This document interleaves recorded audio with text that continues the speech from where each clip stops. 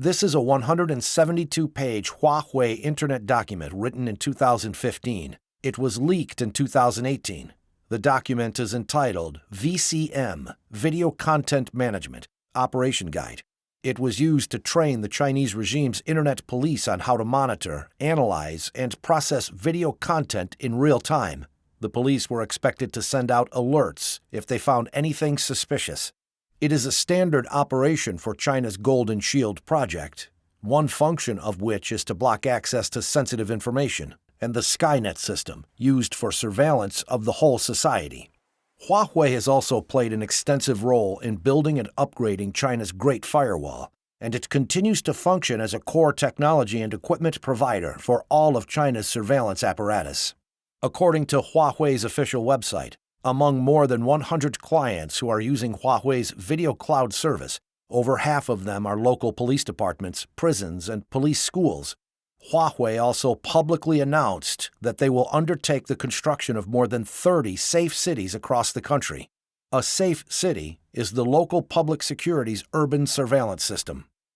Huawei's founder, Ren Zhengfei, has a background in the Chinese People's Liberation Army, PLA. His wife, Meng Jun, is the daughter of a prominent PLA political officer. Huawei chairwoman, Sun Yafeng, according to CIA reports, has a background in the Ministry of State Security, MSS, China's intelligence agency. Does Huawei pose a national security threat to countries who use its technology to deploy 5G networks? Ganley likens it to getting someone else to build your ship.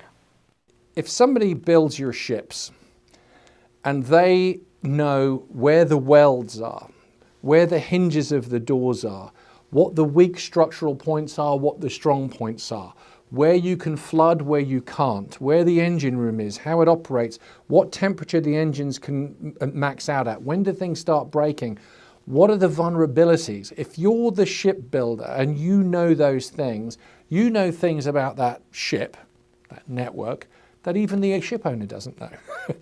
And it's not that you may have your crew on board the ship all of the time. You don't need to. But if you want to take over the ship and you want to use it for your own purposes, you know where to cut the holes. You know the routes to take, etc.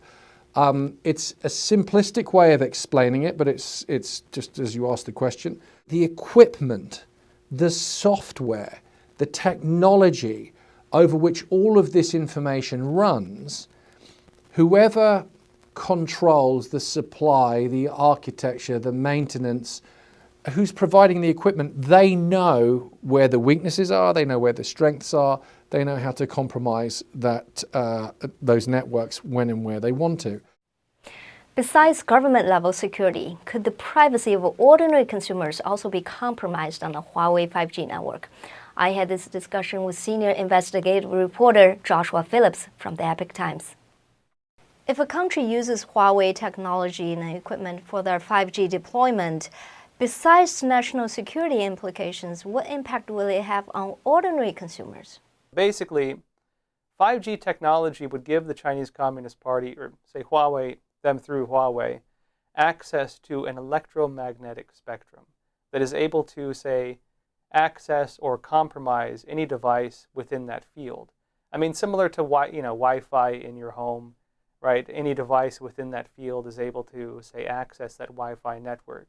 The concern is that if, say, government offices or military offices were nearby, let's say, a consumer home that is using 5G technology, or say a big business that has a very large, say, 5G field around it from these technologies, what does that mean in terms of how they can access the devices or compromise the devices in that other facility? These are kind of next-gen cybersecurity concerns, but very real concerns that 5G is bringing about. And it's why United States, of course, has banned Huawei 5G technology. Right. Tell us what Huawei really is. We know it has connections to the Chinese military. It also provides civilian equipment to the Chinese police force. Does that make it abnormal and not trustworthy? I'd say the bigger picture, aside from, say, the backgrounds of the individuals who run the company, are what Huawei is being used for by the Chinese Communist Party. if you look at, say, the Chinese Communist Party's One Belt, One Road initiative, this isn't just China, the China going in and building infrastructure projects. This is the Chinese Communist Party implementing its new GPS system. It's implementing its new, say, internet infrastructure, which is separate from the normal internet infrastructure, and Huawei plays a role in that.